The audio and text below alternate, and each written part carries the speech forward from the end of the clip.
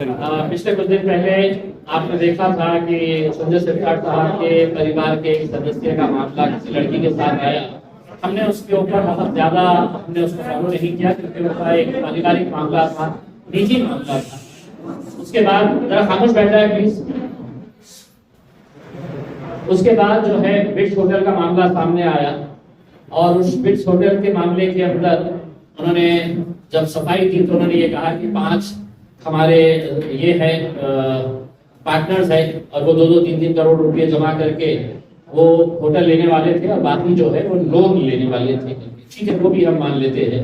उसके बाद MIDC का शेंद्रा के लैंड का मामला सामने आया जिसके अंदर एक ट्रक टर्मिनस की लैंड को किस तरीके से डी रिजर्व करके बिना कोई प्रोसीजर फॉलो किए हुए ये पूरा का पूरा लैंड जो है 5 एकड़ के करीब का लैंड 2,20,000 स्क्वायर फीट का लैंड जो है वो सिरसाट साहब के परिवार के सदस्यों को पूरे नियमों का उल्लंघन करके उनके हाथ में दे दिया गया। 6.5 करोड़ रुपए की वो लैंड थी। 106 करोड़ रुपए की वहां पर अल्कोहल की फैक्ट्री वो एस्टेब्लिश करने वाले थे। इसके बाद अब नए मामले सामने आए हैं। उसमें सबसे गंभीर मामला एक ये है कि शाजापुर के पास गट नंबर 8 में 4 हेक्टर यानी कि 10 एकड़ जमीन जो है ये सरकारी जमीन है। ये सरकारच्या परवानगीशिवाय हस्तांतर करता येत नाही। ये इसका ट्रांसफर गवर्नमेंट की परमिशन के बगैर हो नहीं सकता है। ये प्रोसीजर है उसका। शाजापुर के अंदर आज मार्केट का रेट है तकरीबन 3 करोड़ रुपए प्रति एकड़ और सिरसाट साहब ने ये जमीन उनके बेटे के लिए है, 2 बेटों के लिए है। सिद्धांत संजय सिरसाट और तुषार संजय सिरसाट ये दोनों के नाम पे उन्होंने ये जमीन 10 एकड़ जमीन लिए है 1 करोड़ 10 लाख रुपए में। 10 एकड़ जमीन 1 करोड़ 10 लाख यानी कि 11 लाख रुपए प्रति एकड़ के हिसाब से उन्हें वो जमीन लिए है जिसका मार्केट वैल्यू आज के दिन 3 करोड़ रुपए है।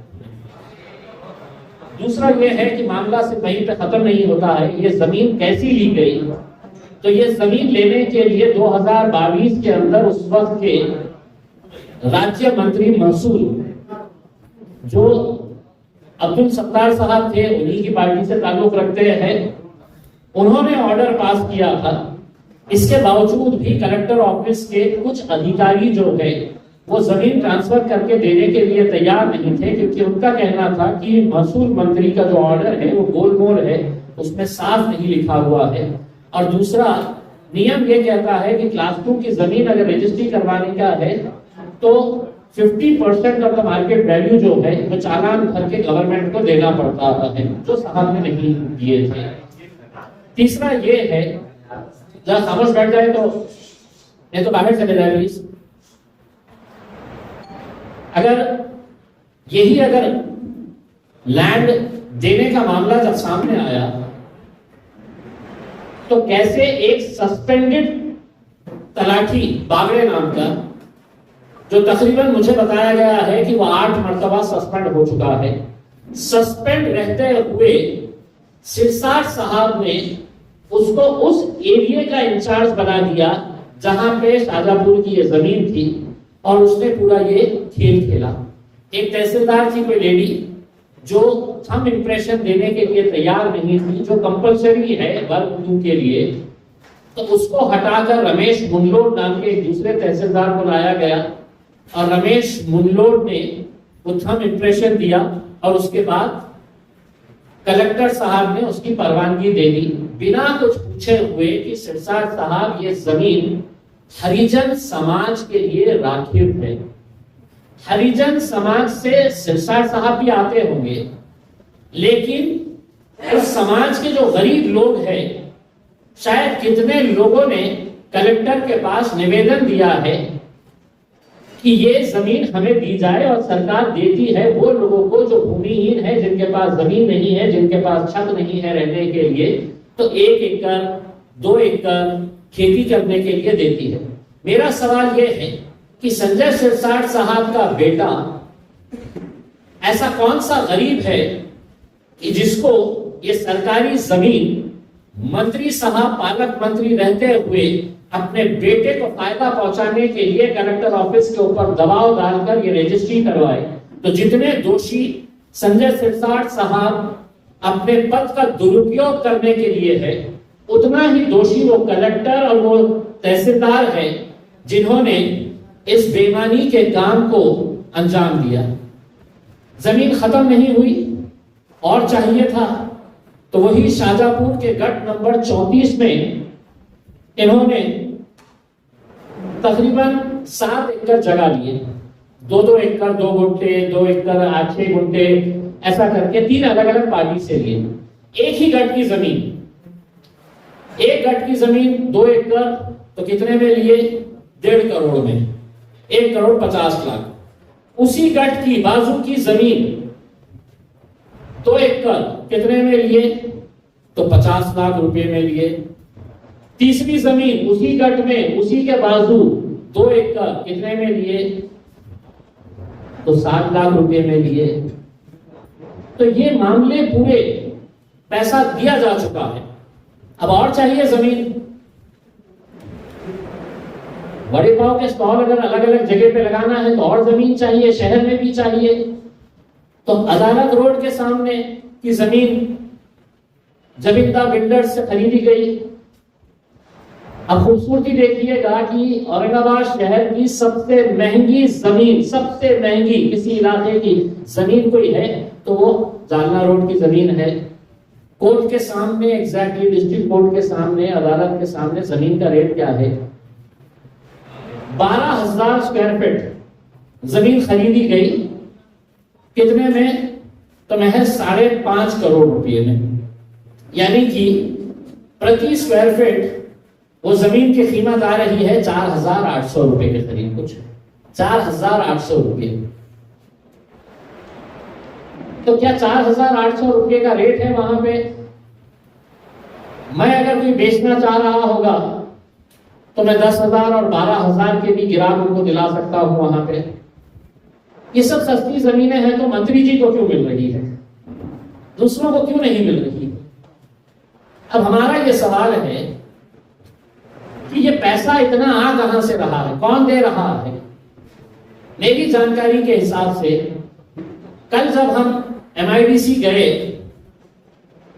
और मैंने अधिकारियों को कहा कि आप वो फाइल मंगाइए तो हमें भी समझ में आएगा, तो मुझे बताया गया कि संजय सिरसाट के ताल्लुक से शेंद्रा की उस जमीन की पूरी फाइलें जो है वो हेड ऑफिस में मंगा ली गई है।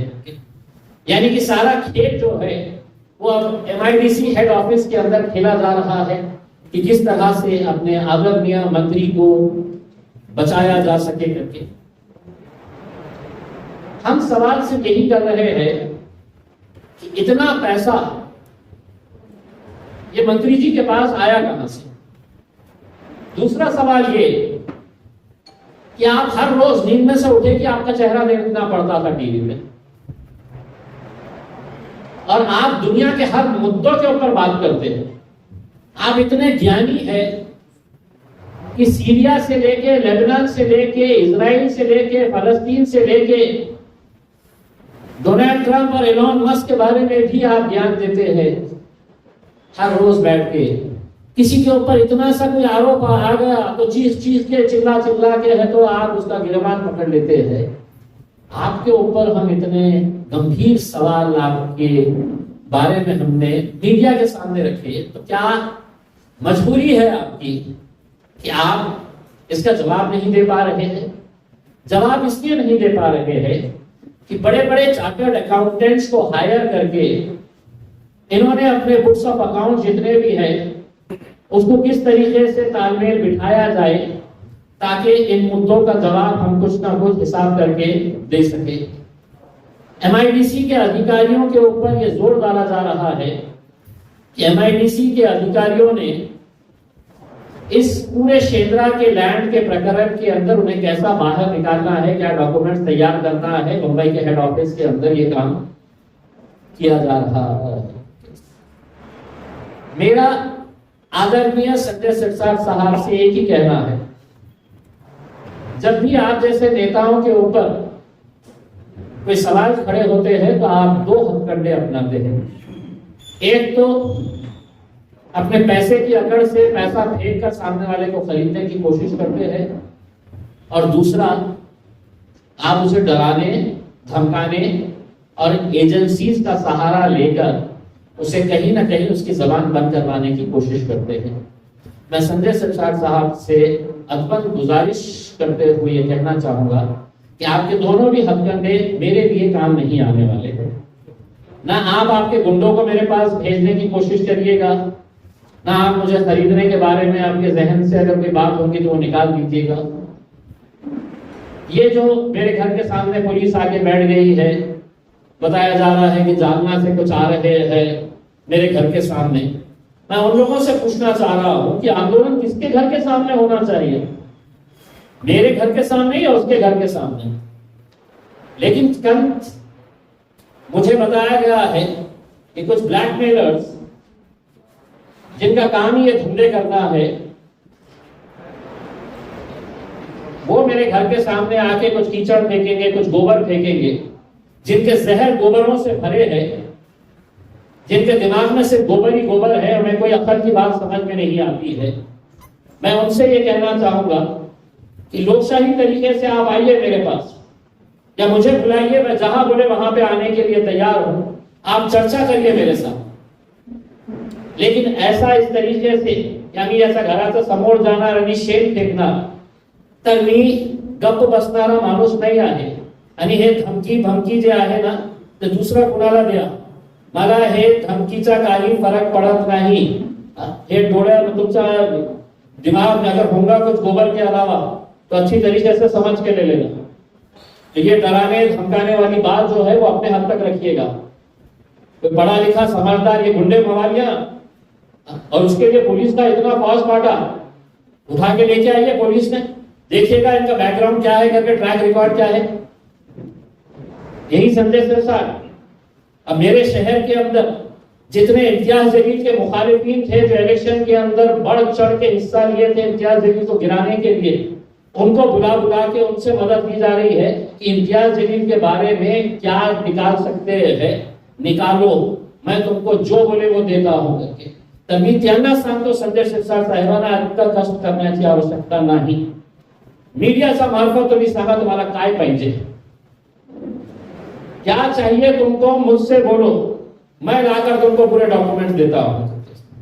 हे कशाला हे घाणेरड्या लोकांना की आपलं मिलीला क्या उसमें ते ही आता ये शोधत आहे, ते शोधत आहे, काही नहीं मिळणार तुम्हाला।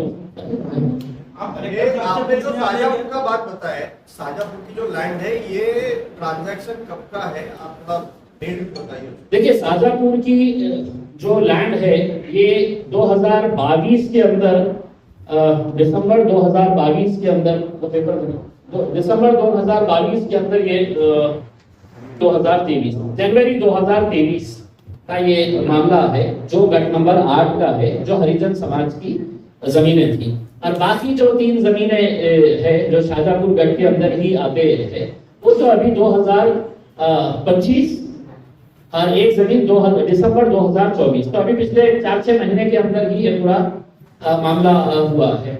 मेरे हिसाब से अगर हमने आंकड़े अगर निकाले तो आपको समझ में आ जाएगा कि ये इतने पीरियड के अंदर ये जो जमीनों का खेल खेला गया है। इसके अलावा जो जानकारी मुझे मिली है वो नासिक के पास त्रिंबकेश्वर के अंदर साहब की एक 5 स्टार होटल का बहुत जोरों से 24 घंटे काम किया जा रहा है। मेरे पास उसके डॉक्यूमेंट्स अभी तक आए नहीं है। मैं खुद त्रिंबकेश्वर जाके वहां पर उस जमीन का मायना करूंगा, इंस्पेक्ट करूंगा, और जानकारी ये है कि वहां पर एक 5 स्टार होटल साहब बना रहे हैं करके। वो होटल उनकी रहेगी और होटल के सामने वड़ा पाव जो है वो उनके कार्यकर्ता वहां पे जो उनके आगे पीछे घूम के जिंदाबाद मुर्दाबाद के नारे लगाने वाले हैं। 5 स्टार होटल के अंदर वो जाएंगे और उनके कार्यकर्ता जितने भी है वो सामने के वड़ा पाव के अंदर वहां पे उसी के अंदर ईडी सीबीआई से शिकायत करने वाले क्या? देखिए मैंने तो आपको पहले भी कहा कि डायरेक्ट नहीं करेंगे, अभी कुछ दिन इंतजार करेंगे कि हुकूमत की ईमानदारी का इम्तिहान लेंगे कि कितने ईमानदार है ये अपने भाषणों में जब ईमानदारी का दर्ज देते हैं, बहुत ईमानदारी की बातें करते हैं, भ्रष्टाचार के खिलाफ बातें करते हैं, तो इनका इम्तिहान है। हम देखेंगे कि मुख्यमंत्री देवेंद्र फडणवीस साहब सही मानों में जो भाषण में बोलते हैं वो करते हैं क्या।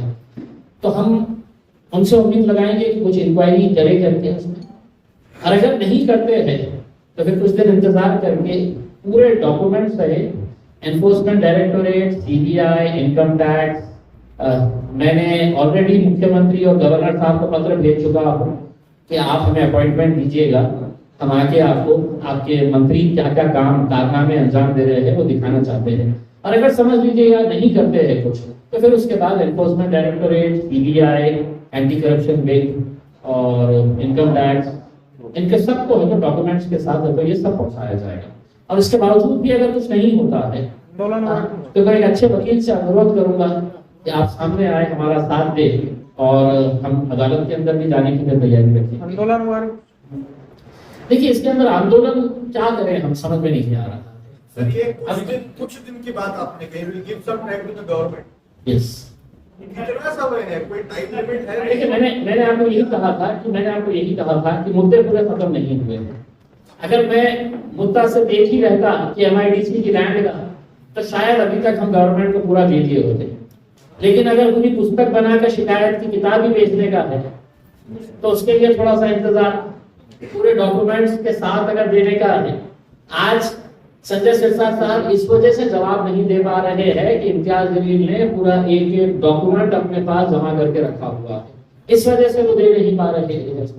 तो मैं कोई ऐसा कच्चा काम नहीं खेलना चाह रहा हूँ कि कल है तो मुझसे पूछा जाए कि ये तो आपने गलत दिए है करके। अब पूरी तरीके से हमारे पास डॉक्यूमेंट्स आ जाते हैं, पूरे इश्यूज उनके खत्म हो जाते हैं, उसके बाद 100% जो है हम ज्यादा देर नहीं, क्योंकि हमको भी मालूम है कि ये मुद्दा हट गया तो फिर कोई दूसरा मुद्दे के ऊपर चले जाते हैं। ये मुद्दे को हम रखेंगे। इतनी सारी प्रॉपर्टी ये ट्रांजैक्शन जो हुआ है वो लोन में हुआ है या कैश में, क्या नहीं? अब इसका डिटेल जो है, देखिए मेरे पास रजिस्ट्री की कॉपी है, रजिस्ट्री कॉपी के अंदर है तो आपको बताना पड़ता है कि आपने कितना पेमेंट किए हैं। तो इन्होंने पूरा वाइट का जितना भी पेमेंट था ये यूको बैंक से इन्होंने पूरे पेमेंट 5.5 करोड़ रुपए वहां का, फिर 6.5 करोड़ रुपए एमआईडीसी का, जालना रोड का 5.5 करोड़ रुपए, फिर 1.5 करोड़ रुपए शाजापुर का, 60 करोड़ रुपए शाजापुर का, 60 लाख रुपए शाजापुर का, फिर तीसरी लैंड 50 लाख रुपए शाजापुर की।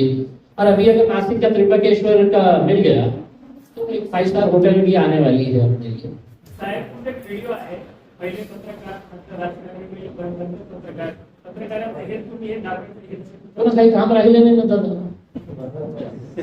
कामच राहिलं नाही. त्याने सांगितलेलं आहे, त्याने मीडियामध्ये सांगितलेलं आहे की ज्याच्याकडे काहीच नाही आहे तर असे बिनबुडावाचे आरोप करत आहे. बहुतेक काही काम होतं हातात असलं असतं तर बहुतेक इतकं सपोर्ट मध्ये गेलं नसतं.